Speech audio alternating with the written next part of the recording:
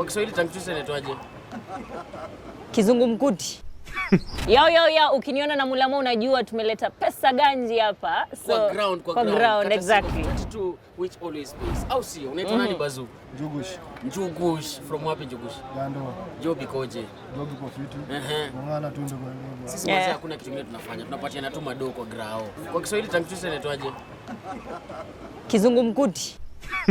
Wewe kwenda. Nikitanzandimi. Sawa. Vitanzandimi. So hapa hivi kitu usome, ukisoma vizuri, Sheryl anakupatia 200. Nakupea tuso yako. 4 fine fresh fish for you. Haya sema kipi? Wewe uchague zingine ngumu. 4 fine fish for fresh for you. Kipi kikusikitishacho? Hakuna niseme hivyo.